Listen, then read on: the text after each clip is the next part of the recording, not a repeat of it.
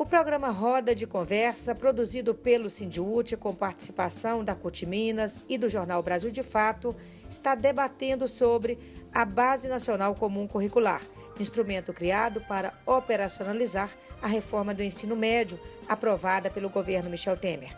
Essa base, de acordo com a Confederação Nacional dos Trabalhadores em Educação, CNTE, foi construída sem debate público. Analise, o que é a Base Comum Nacional Curricular? O que é a BNCC? Você poderia explicar para a gente? Porque, primeiramente, queremos entender o que é isso. A Base Nacional Comum Curricular é uma proposta que está colocada a partir do que vem trazendo a LDB e do que vem trazendo o Plano Nacional de Educação. Portanto, não é algo que surge de agora. Discutir currículo é sempre uma disputa de ideias, de concepções, de se pensar o que é que deve conter este currículo, qual que deve ser a extensão dele, quais ênfases, quais disciplinas, quais conhecimentos devem ser reconhecidos e quais conhecimentos devem ser secundarizados. Então, quando a gente fala de Base Nacional Comum Curricular, nós estamos falando de uma coisa que está prevista em lei, e que, de acordo com o próprio Plano Nacional de Educação, precisa ser construída a partir da participação ampla da população, já que nós estamos falando de um direito previsto na Constituição Federal, que é o direito à educação. Primeiro, pensar a questão de que o que é fundamental é o português e a matemática é algo que coloca a discussão num patamar de pensar uma escola para pobres e uma escola para ricos. Quem de nós nunca ouviu alguém dizer assim: não precisa aprofundar na matemática porque esse menino vai ser cobrador de ônibus? Ou não precisa aprofundar no português porque esta menina vai ser empregada doméstica? É daí que vem a ideia de que o português e a matemática são o suficiente. E mesmo assim é fundamental a gente conseguir compreender, pensar mesmo, né? O que vai ficar de fora? O que não vai ser trabalhado, inclusive no português e na matemática? O quantitativo de horas, ele é reduzido.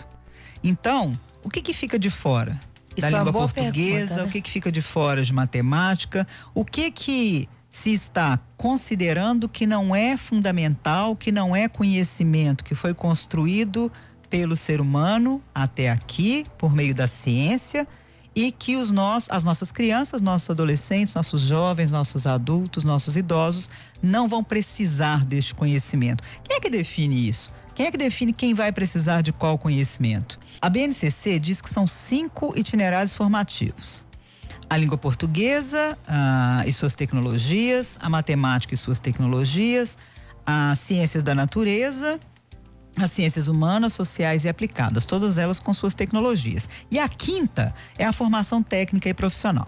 Qual é a escola pública, de periferia, de bairro, que não vai querer que se tenha a formação técnica e profissional? Alguém conhece alguma? Que vai dizer, não precisa trazer o nível técnico para cá. Nós estamos num momento de desemprego, de recessão. Exatamente. Um salário que não pode aumentar, porque senão, segundo os parlamentares, segundo o Congresso Nacional, isso vai quebrar o país. Quem é que não quer que seu filho faça um curso técnico e profissional? Até porque isso, Annalise, é sobrevivência. Exatamente. É uma condição para essa pessoa continuar viva. Quem é que vai dizer que não é para ter linguagens, ou seja, língua portuguesa, língua estrangeira e suas tecnologias, que não é para ter matemática e suas tecnologias? Quem é que vai falar isso na escola? Ninguém. Portanto, gente, ciência da natureza, ciências humanas, sociais e aplicadas vai estar de fora. Então, quando o governo federal diz assim, não é verdade que nós estamos retirando, é verdade que estamos retirando. E aí tem que se pensar exatamente o seguinte: quem vai trabalhar com nossas crianças, nossos adolescentes, nossos jovens, esse itinerário formativo? Quem é que vai trabalhar com ele? Quem são os professores que vão trabalhar formação técnica e profissional? Analise, e tem a questão da terceirização irrestrita hoje.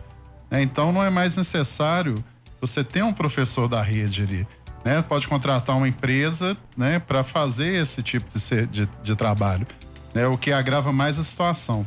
Né, vamos lembrar que em 1964 nós tivemos um golpe militar que retirou, né, a filosofia e a sociologia do nosso currículo.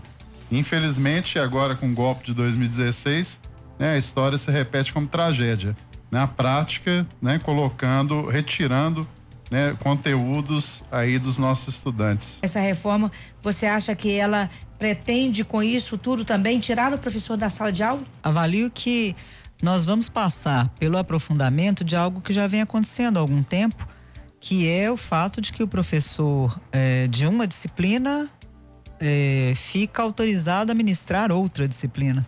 Então, eu sou professora de História e por isso passo a poder ministrar Geografia. E as coisas vão sendo levadas como de uma forma não séria, de uma forma que desprestigia, que faz com que cada vez mais a juventude pobre, a juventude filha dos trabalhadores deste país, se distancie de quais são os objetivos de estar na escola. O relator da comissão que construiu a base curricular comum nacional, né? Ele pediu demissão, ele saiu do cargo há um mês atrás e fez duras críticas a essa base curricular, né? Que, inclusive, em relação a colocá-la junto com a reforma do ensino médio, e que ele acha que é uma coisa que não vai dar certo e que vai rebaixar muito a educação do Brasil, como o Annalise está falando, né? Concordo plenamente. E aí queria te pedir uma explicação, Annalise, que é sobre isso da privatização do ensino. Quando a gente fala da privatização do ensino, quer dizer que vão ser construídas escolas privadas e que essa vai ser a alternativa, como você falou, ou quer dizer que a gente vai ter que começar a pagar mensalidade, por exemplo, dentro de uma escola pública? Dá para se perceber que a proposta é que a gente comece, sim, a pagar a educação pública.